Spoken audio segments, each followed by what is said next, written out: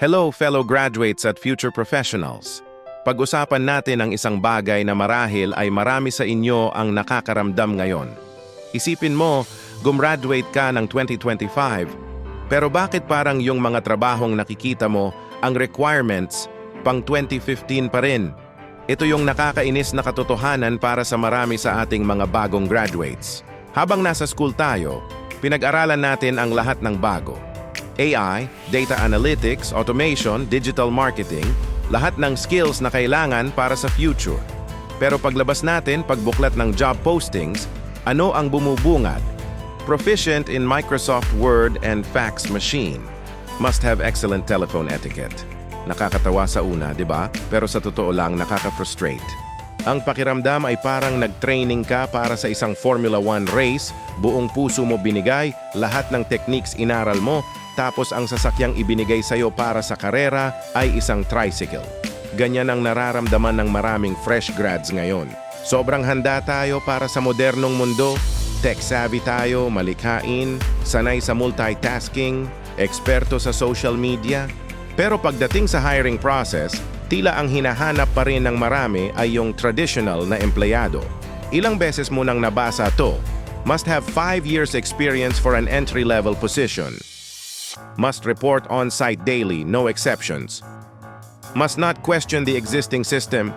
Para bang ang mensahe ay, magaling ka, pero wag kang masyadong magaling. Sumunod ka lang sa luma naming paraan. May kaibigan ako isang IT graduate.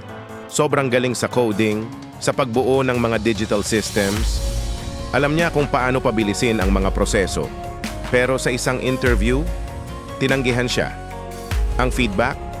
Masyadong modern daw ang approach niya. Nakakagulat? 'Di ba? At alam niyo ba kung anong sinabi niya sa akin pagkatapos? Paano uusad ang Pilipinas kung mismong mga kumpanya takot sa pagbabago at doon ako napatigil? Tama siya. Ang lakas ng loob nating mga kabataan na dalhin ang pagbabago, pero kung ang mga pinto na dapat magbubukas para sa atin ay sarado dahil sa takot sa bago, saan tayo pupulutin? Pero heto ang gusto kong sabihin sa iyo na nakakaramdam ng ganito. Hindi mo kasalanan kung advanced ka mag-isip. Hindi mo kasalanan kung mas mabilis ka kaysa sa sistema nila.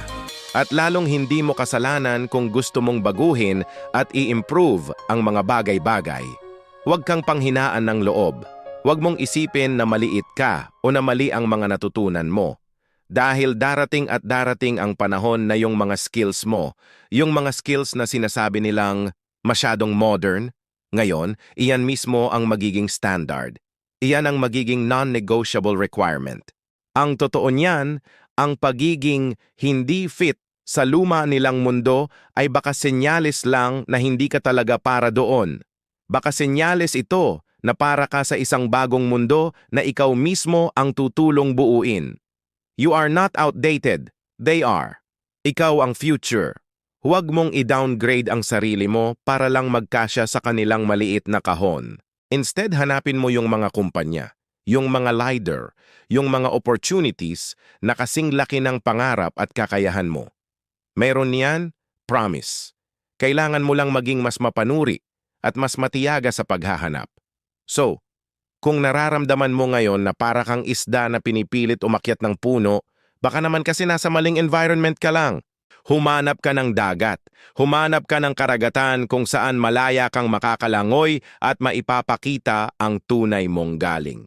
Ikaw ba, naranasan mo rin bang ma-reject sa isang trabaho dahil masyado kang modern o overqualified ka raw para sa kanila? I-share mo naman ang kwento mo sa comment section sa ibaba. Gusto naming marinig ang pinagdaanan mo. Let's build a community of forward thinkers. At kung nakatulong sa iyo ang video na to para maramdaman na hindi ka nag-iisa, please give this video a thumbs up. At huwag kalimutang mag-subscribe sa After Grad PH para sa mas marami pang real talk at content na tulad nito na ginawa para sa iyo. Maraming salamat sa panonood at tandaan, ang future ay nasa kamay mo. See you in the next video.